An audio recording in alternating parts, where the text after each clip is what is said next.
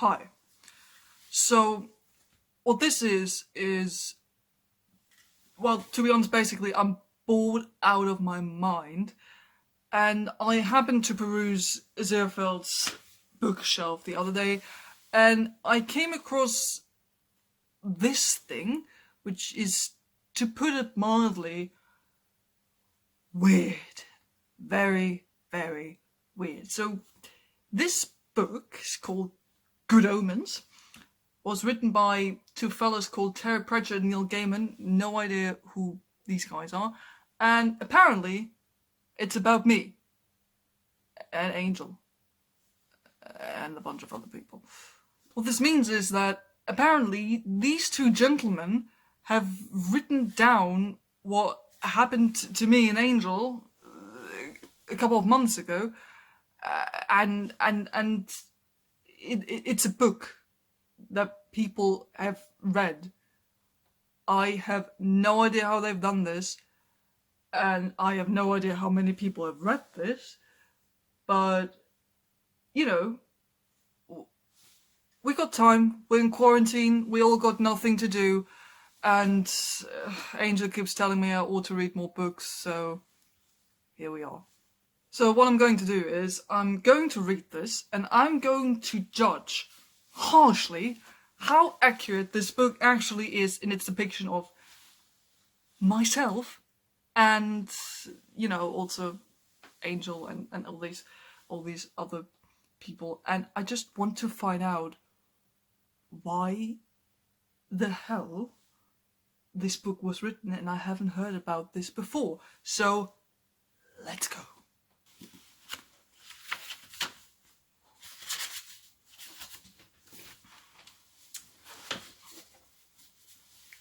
Good Omens. The nice and accurate prophecies of Agnes Nutter, which... Hang on, I know this. By Terry Pratchett and Neil Gaiman. A novel. Well, let's see what these two gentlemen have to say. In the beginning. Oh, is that supposed to be me? I bet that's supposed to be me. Well, let's see how this whole thing starts out. It was a nice day. All the days had been nice. There had been rather more than 7 of them so far. Oh, I see where we're going with this. A rain hadn't been invented yet, but clouds massing east of Eden suggested that the first thunderstorm was on its way, and there was going to be a big one. The Angel of the Eastern Gate, Angel, it's you, we're starting with you, put his wings over his head to shield himself from the first drops. Ooh, I get to play Angel. Oh, let's have some fun then, right? I'm sorry, he said politely. What was it you were saying? Oh, this is me. I said that went down like a lead balloon, said the serpent. Good old days, the serpent days. Oh yes, said the Angel, whose name was Aziraphale. I think it was a bit of an overreaction, to be honest. It really was, said the serpent. I mean, first offence and everything. I can't see what's so bad about knowing the difference between good and evil anyway. To be honest, in hindsight, it must be bad, reasoned Aziraphale, in the slightly concerned tones of one who can't see it either, and is worrying about it. Otherwise you wouldn't have been involved. They just said get up there and make some trouble, said the serpent, whose name was Crowley, although he was thinking of changing it now.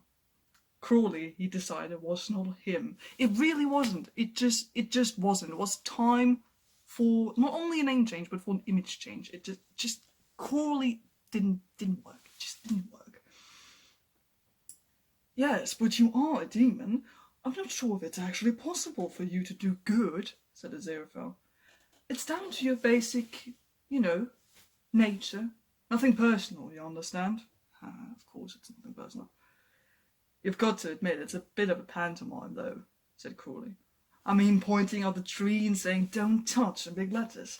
Not very subtle, is it? I mean, why not put it on top of a high mountain or a long way off? Makes you wonder what he's really planning. Oh, we're going with he. It's really been a while, right? They usually go by she nowadays, but sure, why not? Best not to speculate, really, said Aziraphale. You can't second-guess inevitability, I always say. He really likes this word, I noticed recently. Ineffability, he really likes that one. There's right and there's wrong. If you do wrong when you're told to do right, you deserve to be punished. They sat in embarrassed silence, watching the raindrops bruise the first flowers. Eventually, Crowley said, Didn't you have a flaming sword? Said the angel. A guilty expression passed across his face and then came back and camped there. You didn't you? Said Crowley. It flamed like anything. Well, it looked very impressive, I thought. Yes, but, well, lost it, have you? No, not exactly lost, more, well, Aziraphale looked wretched. Well, if you must know, he said, a trifle testily, I gave it away. I still can't believe you did that. It still baffles me. Crowley stared up at him. Well, I had to, said the angel, rubbing his hands distractedly. They look so cold, poor things, and she's expecting already. And what with the vicious animals out there and the storm coming up, I thought, well, where's the harm? Yeah, angel. Where was the harm in that? So I just said, look, if you come back, there's going to be an almighty row, but you might be needing this sword. So here it is. Don't bother to thank me. Just do everyone a big favour and don't let the sun go down on you here. He gave Crowley a worried grin. That was the best course, wasn't it? I'm not sure it's actually possible for you to do evil, said Crowley sarcastically. Aziraphale didn't notice the tone. Yeah, Angel's never been really good with sarcasm. Oh, I do hope so, he said. I really do hope so. It's been worrying me all afternoon. They watched the rain for a while. Funny thing is, said Crowley, I keep wondering whether the apple thing wasn't the right thing to do as well. A demon can get into real trouble doing the right thing. He nudged the angel. Funny we both got it wrong, eh? Funny if I did the good thing and you did the bad one, eh? Yeah, it was real fun. Not really, said Aziraphale. Crowley looked at the rain. No, he said, sobering up. I suppose not. Slate black curtains tumbled over Eden. Thunder growled among the hills. The animals, freshly named, cowered from the storm. Far away in the dripping woods, something bright and fiery flickered among the trees. It was going to be a dark and stormy night. Well, great opening. You know, to be fair, it played out like this, and I think now, several thousand years later, I don't even know what to say to that. Oh nice, this is like old-fashioned. We got dramatis personae. I know old Shakespeare was quite fond of those. A narrative of certain events occurring in the last 11 years of human history in strict accordance as shall be shewn with the nice and accurate prophecies of Agnes Nutter, compiled and edited with footnotes of an educational nature and precepts for the wise by Terry Pratchett and Neil Gaiman. Longest book title ever. Although I have to say, with footnotes of an educational nature, let's see what this educational nature is actually going to be. Supernatural beings. You heard it? We are actually supernatural beings. I told you so. He never wants me to call us like that. So we got God, obviously. God. She always knows what to do. Metatron, the voice of God. I haven't talked to him in a while. Aziraphale, an angel and part-time rare book dealer. Part-time is good. How about never rare bookseller? He never sells any books. He has customers and then he just sends them away. Like, why does he even have that shop of his? Just sometimes I don't get it. Satan, a fallen angel, adversary. Oh, yeah, good old Satan. Beelzebub, a likewise fallen angel and prince of hell. Looking forward to meeting him. Hasta, fallen angel and duke of hell. Ligger, likewise a fallen angel and duke of hell. Ah, good old Hasta and Ligger. Got to miss them. Crowley, an angel who did not so much fall as saunter vaguely downwards. Nice description, I like it. And apocalyptic horse persons, death, in all caps. Well, granted, death does deserve all caps. War, famine, and pollution. Yay. Oh, and we got humans, of course. Thou shalt not commit adultery, Pulsifer, a witch finder. Oh, yeah. Agnes Nutter, a prophetess. I haven't seen her in a while. It's going to be interesting to see what her side of the story is. Newton Pulsifer, wages clerk and witch finder private. I almost completely forgot about that man. Anathema device, practical occultist and professional descendant. Oh, yeah. Agnes's, I don't know how many times great-granddaughter. I wonder what she's up to nowadays. Shadwell, Witchfinder Sergeant. Good old Sergeant Shadwell. Madame Tracy, painted Jezebel. Mornings only. Thursdays my arrangement and medium. Oh yeah, right. The lady, as Airfield once turned up as. Okay. Sister Mary the Quacious. Oh god, she's in this. A satanic nun of the Chattering Order of St. Beryl. Oh, that's going to be fun. Mr. Young, a father. Mr. Tyler. Who the heavens is Mr. Tyler? A chairman of a resident association. Delivery man. Okay. Them. Adam. Also in all caps. Well, I guess if you put death in all caps, you might as well put the Antichrist in all caps. Pepper, a girl. Ensley-Dale, a boy. Brian, a boy. Thanks for clarifying that. We got a full chorus of Tibetans, aliens, Americans, Atlanteans, and other rare and strange creatures of the last days. Interesting. And dog. Just dog. Oh, Satanical Hellhound and Cat Warrior. Yeah.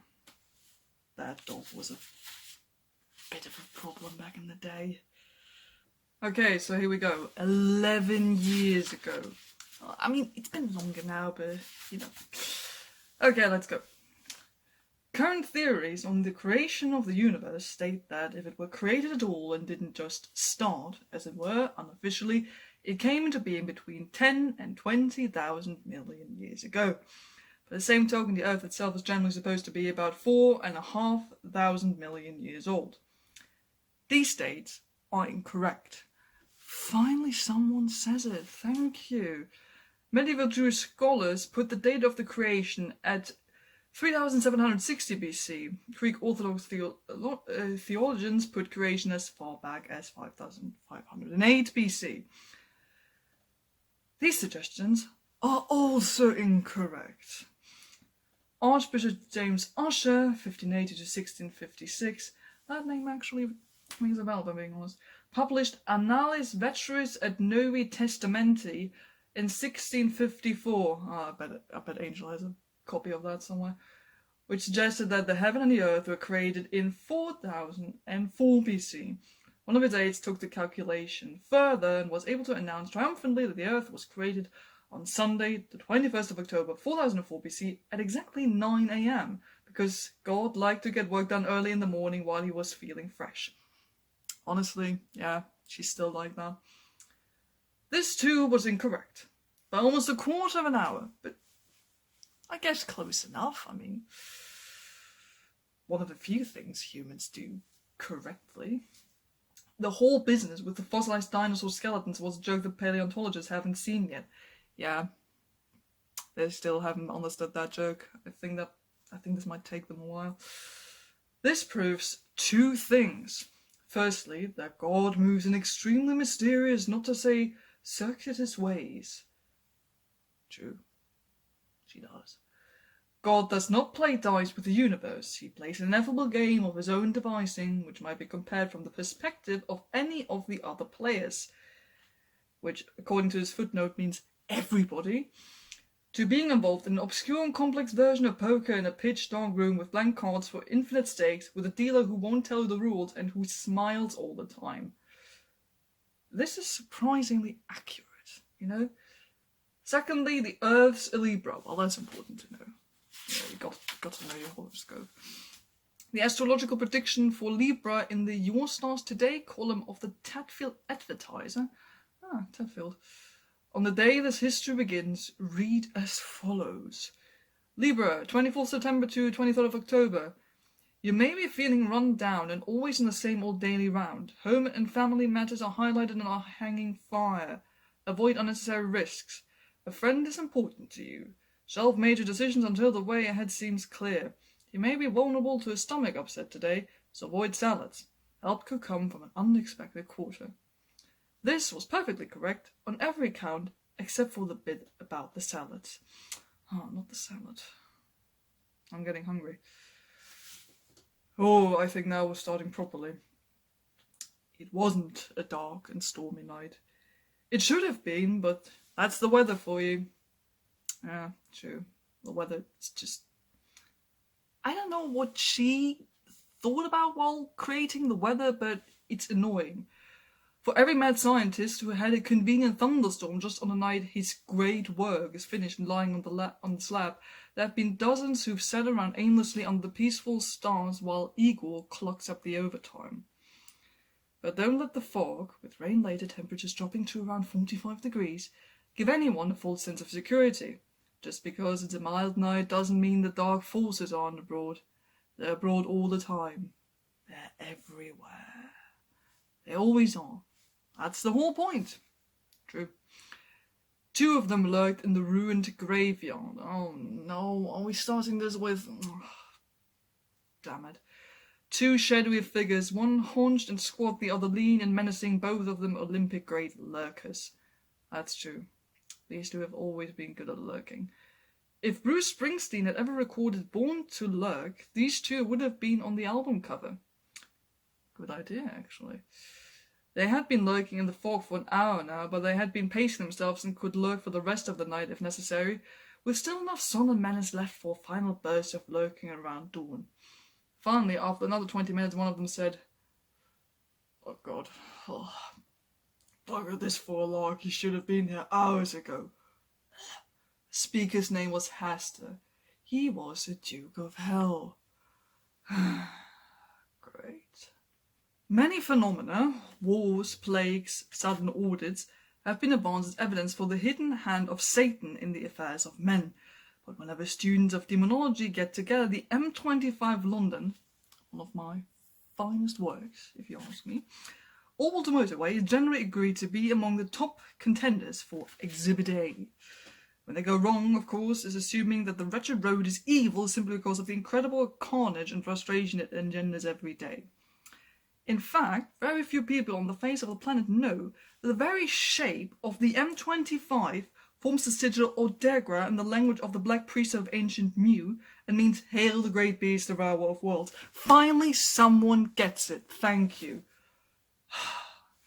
The thousands of motorists who daily fume their way around its serpentine length have the same effect as water on a prayer wheel, grinding out an endless fog of low-grade evil to pollute the metaphysical atmosphere for scores of miles around. It was one of Crowley's better achievements. Finally, someone says it. Thank you. It had taken years to achieve and had involved 3 computer hacks, 2 break-ins, 1 minor bribery, and on one wet night when all else had failed, 2 hours in a squelchy field shifting the marker packs a few but occultly incredible significant meters. That was hard work. 2 hours in the middle of the bloody night. When Crowley had watched the first 30-mile-long tailback, he'd experienced the lovely warm feeling of a bad job well done. That's exactly what it was like. Thank you. Thank you for the appreciation, you know? Some people know how to appreciate good work. It had earned him a commendation. Yeah, bloody well it did. Crowley was currently doing 120 miles per hour somewhere east of Slough. Nothing about him looked particularly demonic. Oi! At least by classical standards. No horns, no wings. Well, yeah, I mean, occasionally wings. Occasionally. Admittedly, he was listening to a best of Queen tape. Yeah. But no conclusion should be drawn from this because all tapes left in the car for more than about a fortnight metamorphose into best of Queen albums. Well, that explains everything. Who knows how long this poster has been hanging here for? No particularly demonic thoughts were going through his head. In fact, he was currently wondering vaguely who Murray and Chandon were. Still wondering about that. Crowley had dark hair. Well, I did have my moments when I, fashion choice, design choices. You just sometimes you have your moments, okay? And good cheekbones, well, thank you. And he was wearing snakeskin shoes. Still do, my friend. Or at least presumably he was wearing shoes and he could do really weird things with his tongue. And whenever he forgot himself, he had a tendency to hiss. I do not hiss. Okay. He also didn't blink much. How do they know that? Angel, did you talk to these guys? The reason he was late was that he was enjoying the 20th century immensely. Oh, this is set in the 20th century. Huh. So it really has been a while. It was much better than the 17th and a lot better than the 14th century. I really didn't like the 14th century. Honestly, it's just the worst. One of the nice things about time, Crowley always said, was that it was steadily taking him further away from the 14th century. Yeah, I do say that a lot. The most bloody boring 100 years on God's, excuse us French, earth. True. Very, very true. 20th century was anything but boring. In fact, a flashing blue light in his rearview mirror had been telling Crowley for the last 50 seconds that he was being followed by two men who would like to make it even more interesting for him. Yeah, it's slowly coming back to me. At night. One hell of a night. He glanced at his watch, which was designed for the kind of rich deep-sea diver who likes to know what time it is in 21 world capitals while he's down there. I do like a good watch, okay? There's an annotation here that says, it was custom made for Crowley. How do they know that? Getting just one chip custom made is incredibly expensive, but he could afford it. I could. This watch gave the time in 20 world capitals and in a capital city in another place, but it was always one time, and that was too late. Not going to tell you where that is, but it is quite handy to be able to tell time in 21 different places, The Bentley thundered up the exit ramp, took the corner on two wheels and plunged down a leafy road. The blue light followed. Crowley sighed, took one hand from the wheel and, half turning, made a complicated gesture over his shoulder. Yeah, it did. Flashing light dimmed into the distance as the police car rolled to a halt, much to the amazement of its occupants. But it would be nothing to the amazement they'd experienced when they opened the bonnet and found out what the engine had turned into. I had fun with that one. I'm not going to tell you, but all I'm going to say is it was fantastic. Oh, we're back to the other guys. In the graveyard, Hasta, the tall demon, passed it nodding back to Ligger, the shorter one and more accomplished lurker. I can see the light, he said. Here comes now the flesh bastard. Flesh bastard? Well, excuse you. What's that he's driving? Said Ligger. It's a car, horseless carriage, explained Hasta. Well, this is the best explanation you're gonna get from Hasta. I bet I didn't have them last time you was here. Not what you might call general use. I had a man at the front with a red flag, said Ligger. That's true. Good old days. They've come on a bit since then, I reckon. You don't say. What's this Crowley like? Said Ligger. Hester spat. Okay. He's been up here too long, he said. Right from the start, go native if you ask me. And what if I have? What if I have, Hester? What if I have? Drives a car with a telephone in it. Yes.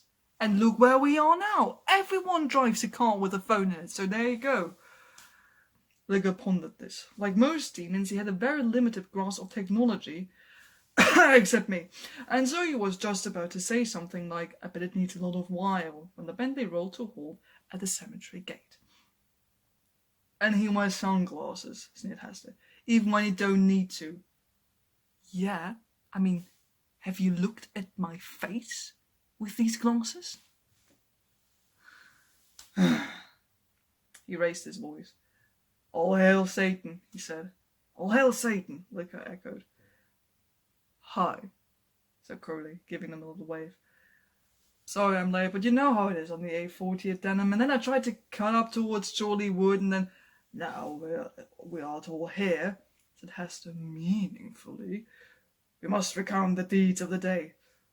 Yeah, deeds. That was always my favourite part of every conversation, said Crowley with a slightly guilty look of one who is attending church for the first time in years and has forgotten which bits you stand up for. Well, I wouldn't know which bits to stand up for because I've never been to church.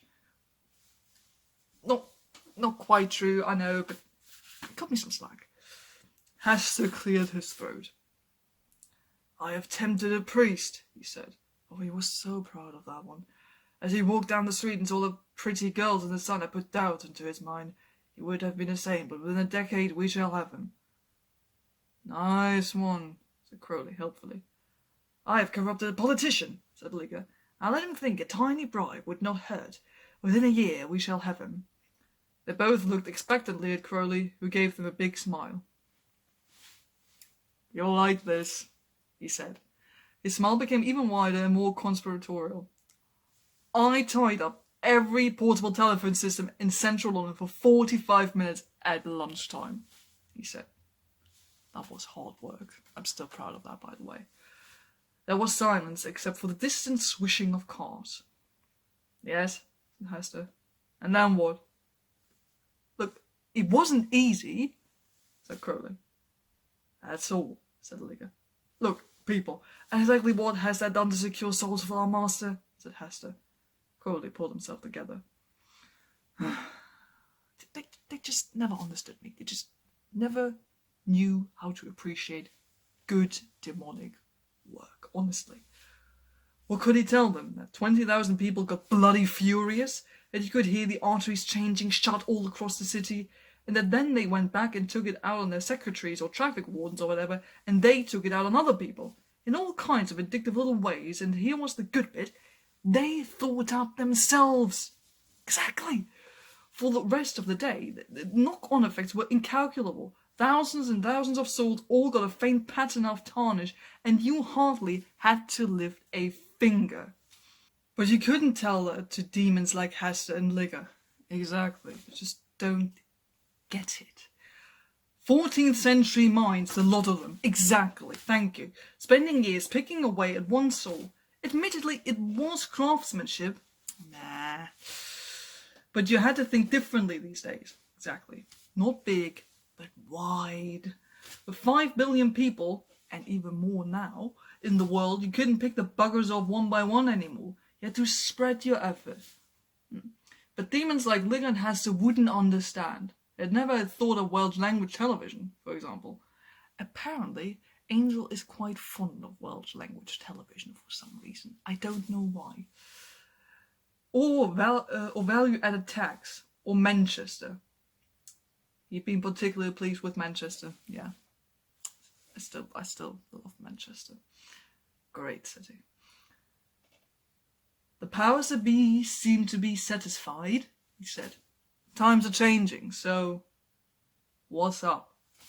Hester reached down behind the tombstone. This is, he said. Crowley stared at the basket. Oh dear. Oh, he said. No. Yes, said Hester, grinning. Already? Yes. And it's up to me to... Yes. Hester was enjoying this. Oh, I bet he was. Why me? Said Crowley desperately. You know me, Hester. This isn't, my scene. Oh, it is, said Hester. Your scene, your starring role. Take it. Times are changing. Yeah, said Licker, grinning. They're coming to an end for a start. I bet he was proud of that one. Why me? You're obviously highly favoured, said Hester maliciously. Well, I imagine Licker here would give his right arm for a chance like this. That's right, said Licker. Someone's right arm anyway, he thought. There were plenty of right arms around, no sense in wasting a good one. Well, true. Hester produced a clipboard from the gory recesses of his Mac. Sign, here, he said, leaving a terrible pause between the words. Excuse me. Sign. Here. Crowley fumbled vaguely in an inside pocket and produced a pen. It was sleek and matte black. It looked as though it could exceed the speed limit. It absolutely could, by the way. It's a nice pen, said Licker. It can write on the water, Crowley muttered. Whatever will they think of next, mused Licker. Whatever it is, they'd better think of it quickly, said Hester. No, not A.J. Crowley, your real name. Crowley nodded mournfully and drew a complex wiggly sigil on the paper. It's just too complicated, It glowed redly in the gloom just for a moment and then faded. What am I supposed to do with it? He said. You will receive instructions, Hester scowled. Why so worried, Crowley? The moment we've been working for all these centuries is at hand. Yeah, right, said Crowley. He did not look, now, like the lithe figure that had sprung so lightly from the Bentley a few minutes ago. He had a hunted expression. A bit exaggerated. Our moment of eternal triumph awaits. Eternal? Yeah, said Crowley. And you reveal tool of their glorious destiny. Tool? Yeah, muttered Crowley. He picked up the basket as if it might explode, which, in a manner of speaking, it would shortly do. Okay, he said. I'll be off then, shall I? Get over with. Not that I want to get over with, he added hurriedly, aware of the thing that could happen if Hester turned in an unfavourable report. Yeah, I think Hester did this on purpose. He kept turning in unfavourable reports on me all the time. He did this on purpose, I'm pretty sure. But you know me, keen. The senior demons did not speak. So I'll be popping along, Crowley babbled. See you guys, see you. Great. Fine. Ciao. As the Bentley skidded off into the darkness, Licker said, What's that mean? It's Italian, said Hester. Oh, he does actually know stuff. I think it means food. Yeah.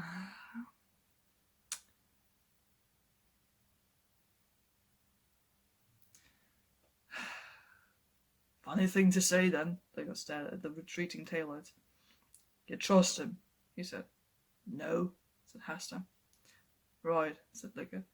Be a funnier world, he reflected, if demons went around trusting one another. True.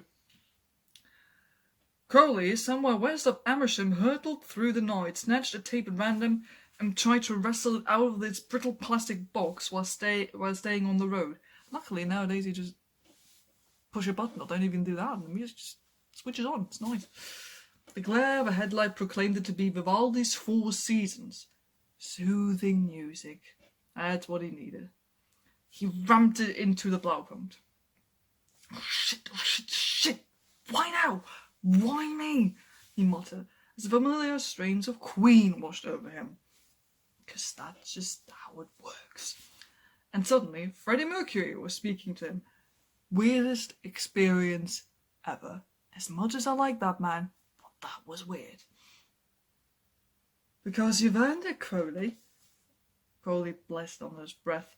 Using electronics as a means of communication had been his idea, and Below had for once taken it up and, as usual, got it dead wrong. Exactly, they always get this stuff wrong. You think you're giving them a good idea, good inspirations, and they just manage to ruin everything all the time. He'd hoped they could be persuaded to subscribe to Cellnet, but instead they just cut into whatever it happened to be that he was listening to at the time and twisted it. It's so bloody annoying. Crowley gulped. Thank you very much, Lord, he said. We have a great faith in you, Crowley. Thank you, Lord. It's important, Crowley. I know. This is the big one, Crowley. Leave it to me, Lord. That is what we are doing, Crowley, and if it goes wrong, then those involved will suffer greatly. Even you, Crowley. Especially you. Understood, Lord. Here are your instructions, Crowley. And suddenly he knew. He hated that. I really do. I really, really do.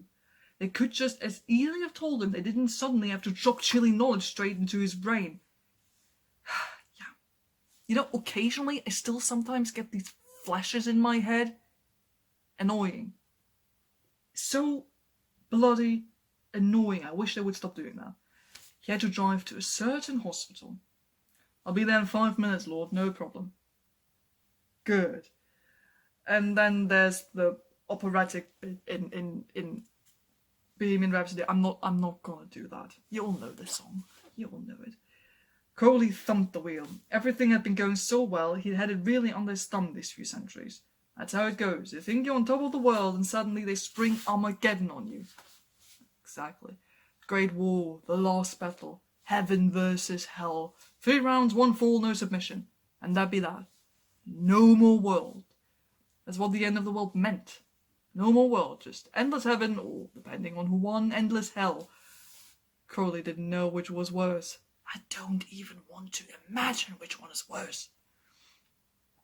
Well, hell was worse, of course, by definition, but that doesn't mean anything. But Crowley remembered what heaven was like, and it had quite a few things in common with hell.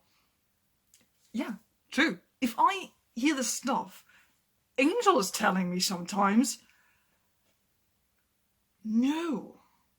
You couldn't get a decent drink in either of them for a start. Exactly. And the boredom you got in heaven was almost as bad as the excitement you got in hell. Yeah, there's just an imbalance. They never get it right. But there was no getting out of it. You couldn't be a demon and have free will. Yeah. I mean, I've worked my way through it, but, hard work. Well, at least it wouldn't be this year. He'd have time to do things. Unload long-term stocks, for a start. He wondered what would happen if he just stopped the car here on this dark and damp and empty road and took the basket and swung it round and let go and... Something dreadful, that's what. He'd been an angel once. He hadn't meant to fall. He'd just hung around with the wrong people.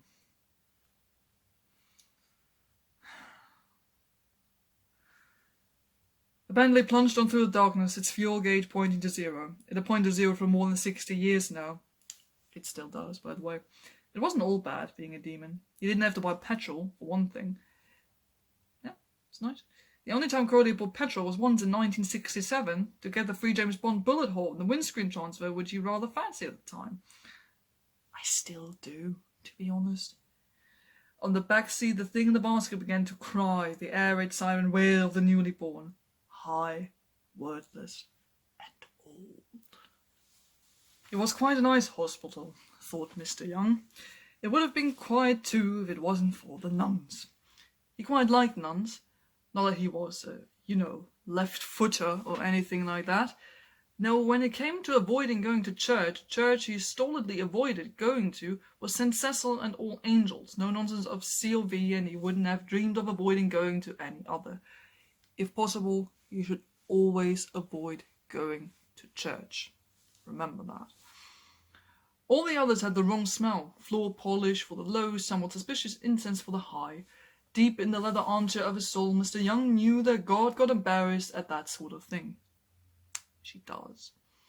But he liked seeing nuns around in the same way that he liked seeing the Salvation Army. It made you feel it was all right, that people somewhere were keeping the world on its axis. This was his first experience of the Chattering Order of St. Beryl, however. Oh, we're with the ladies now. There's an annotation here, a rather long one. Let's see. St. Beryl, articulators of Krakow, reputed to have been martyred in the middle of the 5th century. According to legend, Beryl was a young woman who was betrothed against her will to a pagan Prince Casimir. On their wedding night, she prayed to the Lord to intercede, vaguely expecting a miraculous beard to appear, and had in fact already laid in a small ivory-handled razor suitably for ladies against this very eventuality.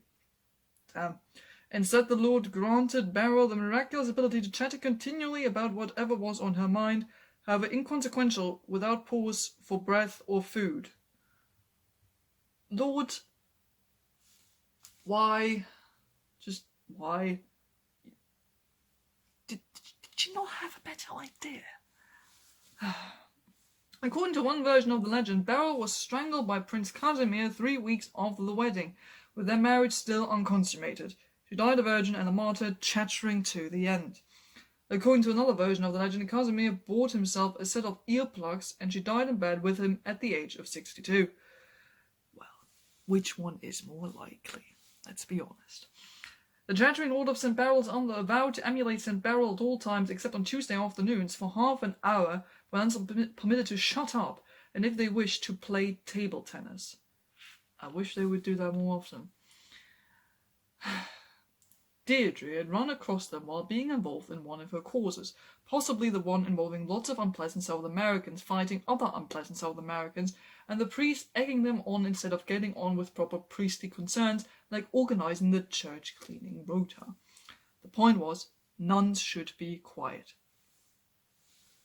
They might have a point there.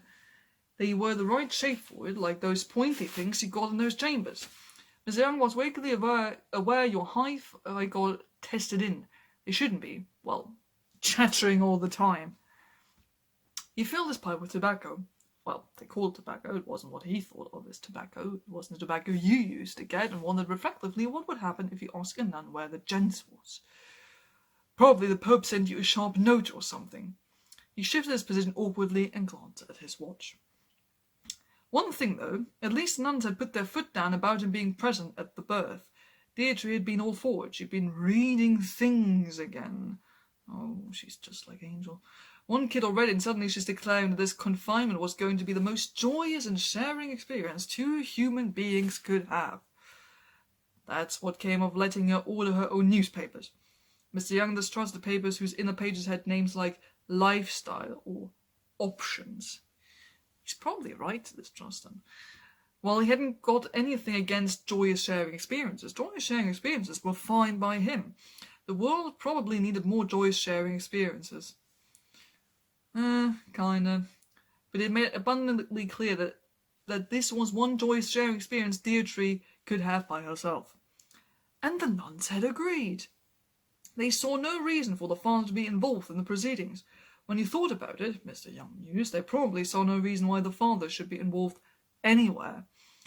He finished thumbing the so-called tobacco into the pipe and glared at the little sign on the wall of the waiting room that said that, for his own comfort, he would not smoke. For his own comfort, he decided he'd go and stand on the porch. If there was a discreet shrubbery for his own comfort out there, so much the better. He wandered down the empty corridors and found a doorway that led out onto a rain-swept courtyard full of righteous dustbins. He shivered and cupped his hands to light his pipe. It happened to them at a certain age. Wives. 25 blameless years, and suddenly they were going off and doing these robotic exercise in pink socks with the feet cut out, and they started blaming you for never having had to work for a living. It was hormones or something. It's not hormones, and it's not just women. Believe me. A large black car skidded to a halt by the dustbins. A young man in dark glasses leaped out into the drizzle, holding what looked like a caracol, and snaked towards the entrance. Nice, I see what they did there. Mr. Young took his pipe out of his mouth. "You've left your lights on," he said helpfully. The man gave him the blank look of someone to whom lights are the least of his worries, and waved the hand vaguely toward the Bentley. The lights went out. I love doing that, by the way. "Well, that's handy," said Mr. Young. "Infrared, is it?" He was mildly surprised to see that the man did not appear to be wet, and that the caracot appeared to be occupied. "Has it started yet?" said the man. Mr. Young felt vaguely proud to be so instantly recognised as a parent.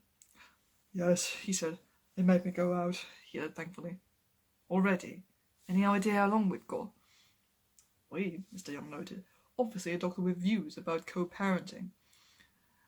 "I think we were getting on with it," said Mr. Young. "What room is she in?" said the man hurriedly. "We're in room 3, said Mr. Young. He patted his pockets and found the battered packet which, in accord with tradition, he had brought with him. "We care to share Joy's cigar experience," he said. But the man had gone. "Oh, I could do with a cigar." Mr. Young carefully replaced the packet and looked reflectively at his pipe. Always in a rush, these doctors, working all the hours God sent. No. There's a trick they do with 1 pea and 3 cups, which is very hard to follow, and something like it for greater stakes than a handful of loose change is about to take place.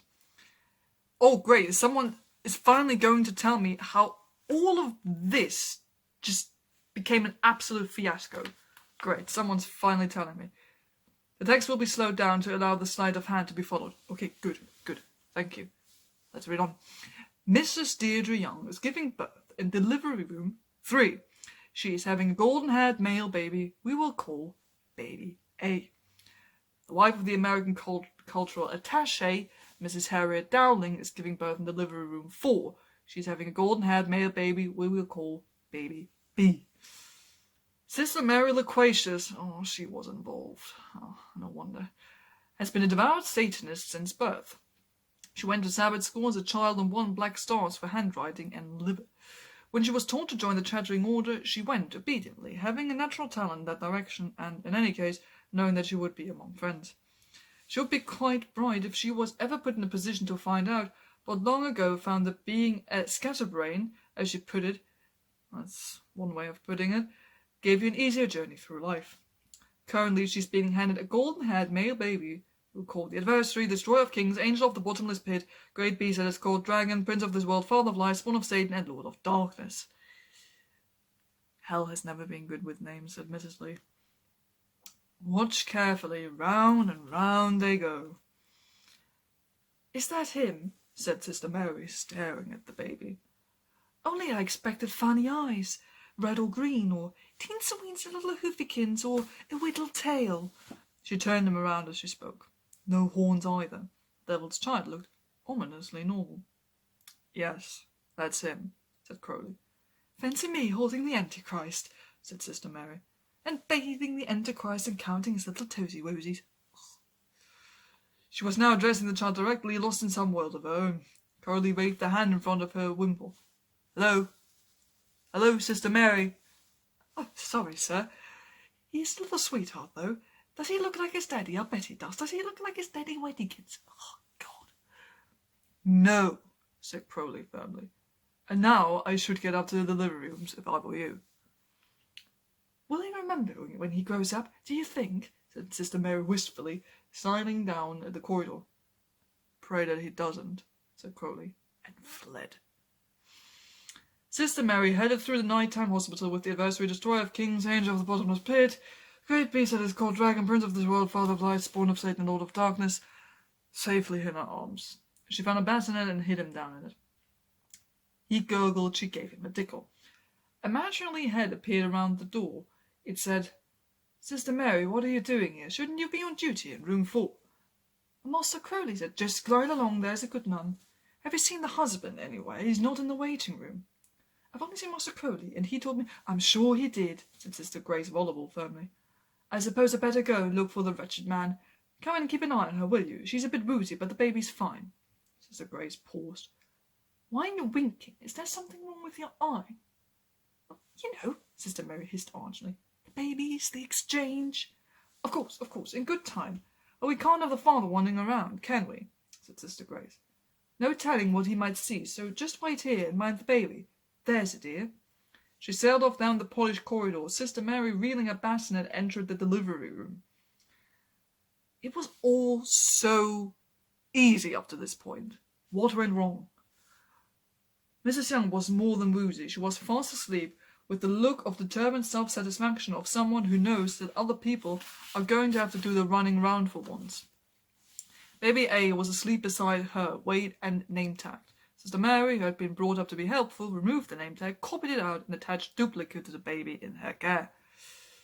The baby looked similar, both being small, blodgy, and looking sort of, though not really, like Winston Churchill. Oh yeah. Now, thought Sister Mary, I could do with a nice cup of tea. Most of the members of the convent were old-fashioned Satanists like their parents and grandparents before them. They'd been brought up to it and weren't, when you got right down to it, particularly evil. Human beings mostly aren't. They just get carried away by new ideas like dressing up in jackboots and shooting people, or dressing up in white sheets and lynching people, or dressing up in tie-dye jeans and playing guitars at people. Honestly, humans and their ideas, they continue to baffle me on a daily basis. Offer people a new creed with a costume and their hearts and minds will follow.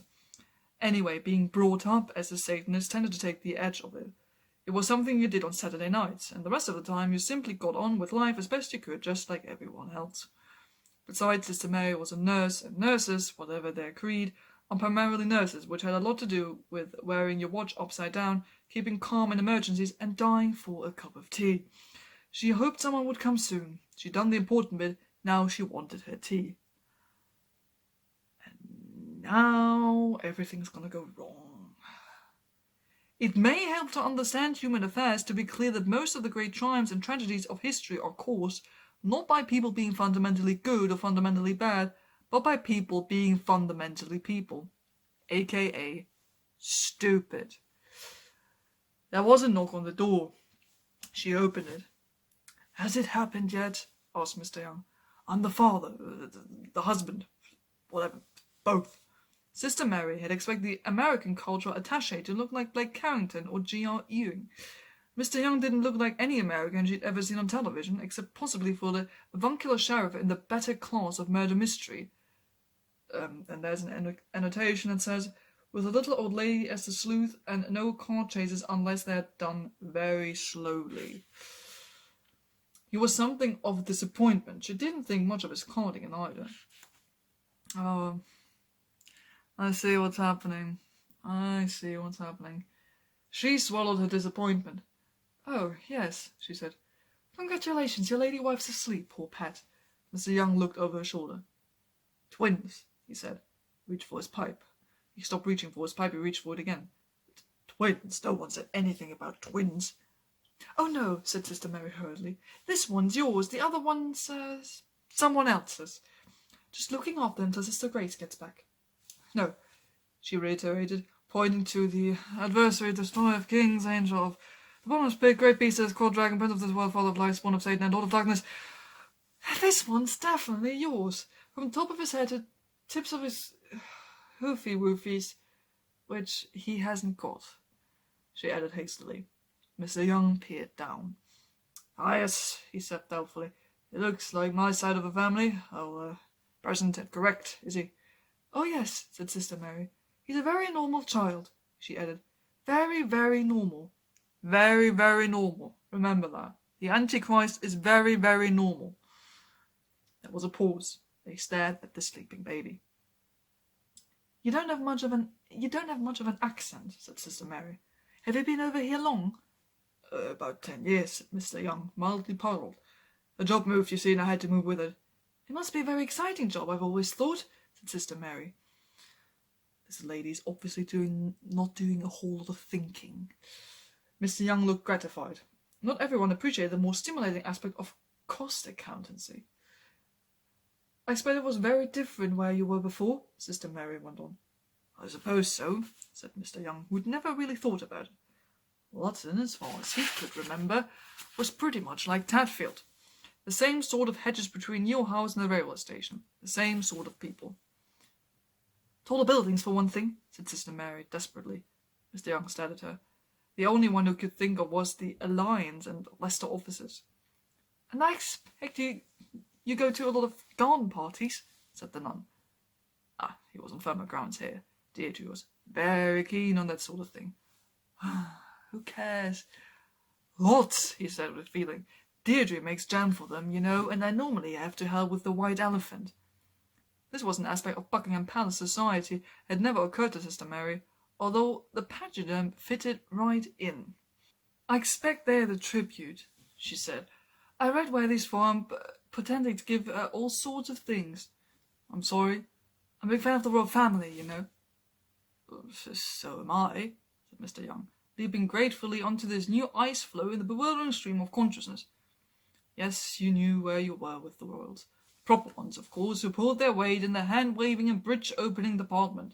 Not the ones who went to discos all night long and were sick all over the paparazzi. And a footnote that says, it is possibly worth mentioning at this point that Mr. Young thought that paparazzi was a kind of Italian linoleum. Okay.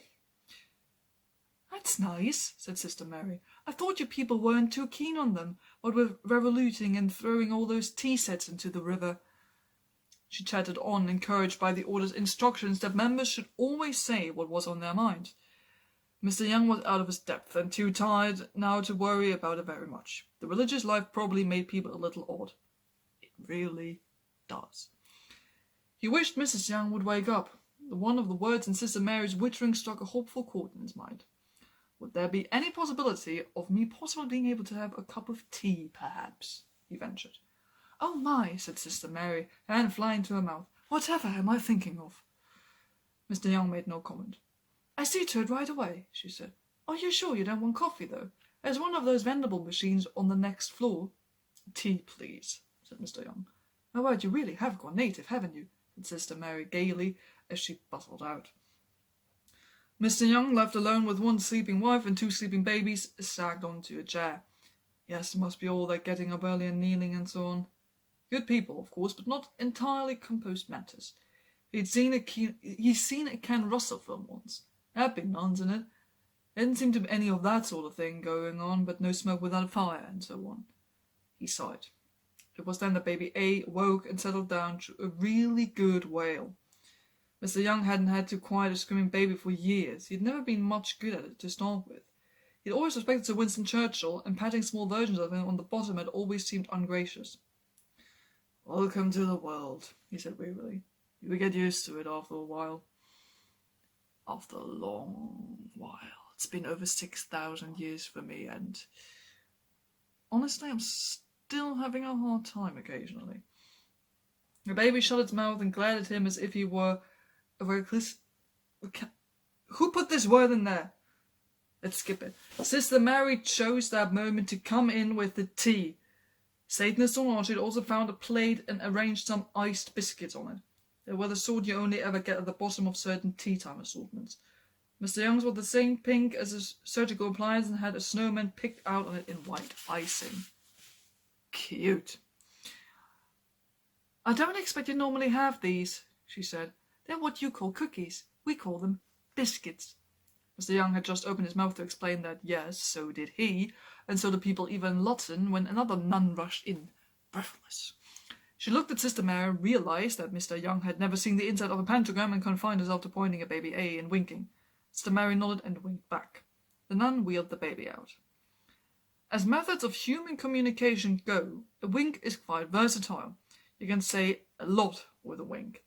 For example, the new nun's wink said, Where the hell have you been? Baby B has been born. We're ready to make the switch, and here's you in the wrong room with the adversary, destroyer of King's Angel at the bottom of the pit, great beast that is called Dragon Prince of this world, blah, blah, blah, blah, blah, blah, blah, blah, blah, drinking tea. Do you realise I've nearly been shot? And as far as she was concerned, Sister Mary's answering wink meant, here's the adversary, etc., etc., etc., and I can't talk now because there's this outsider here. Whereas Sister Mary, on the other hand, had thought that the orderly's wink was more on the lines of, Well done, Sister Mary, switched over the babies all by herself. Now indicate to me the superfluous child, and I shall remove it, and let you get on with your tea with His Royal Excellency the American culture. And therefore her own wink had meant, There you go, dearie, that's baby B. Now take him away and leave me to chat to His Excellency. I've always wanted to ask him why they have those tall buildings with all the mirrors on them. How? How can you get something so easy, so fundamentally wrong? How? Just how? Is it a human thing? I just don't get it. The subtleties of all this were quite lost on Mr. Young, who was extremely embarrassed at all this clandestine affection and was thinking that Mr. Russell, he knew what he was talking about and no mistake. Since Mary's error might have been noticed by the other nun, had not she herself been severely rattled by the Secret Service men in Mrs. Dowling's room, who had kept looking at her with crowing unease? This was because they had been trained to react in a certain way to people in long flowing robes and long flowing headdresses, and were currently suffering from a conflict of signals. Humans suffering from a conflict of signals aren't the best people to be holding guns. Yeah. Especially when they've just witnessed a natural childbirth, which definitely looked an un-American way of bringing new citizens into the world. Also, they'd heard that there were missiles in the building. Mrs. Young stirred. "Have you picked a name for him yet?" said Sister Mary archly. Said Mr. Young. "Oh, no, not really. If it was a girl, it would have been Lucinda or my mother, or Jermaine. Oh, God. Good thing it turned out to be a boy. It was Deirdre's choice. Wormwood's a nice name." "No, just no," said the nun, remembering her classics. "Or Damien. Damien's very popular." And honestly, that's where I'm gonna stop for now. This is, I'm not quite sure what this is. I'm honestly not sure. And do I want to continue? Maybe. Am I interested? Yes. As far as I know, Angel even hasn't read this yet, so I don't know. If you want me to continue reading this, I guess tell me in some way. Like, we all got nothing to do anyway. So yeah, if you want me to read this, tell me. Otherwise, I'm done for now. My throat's dry. I need some tea.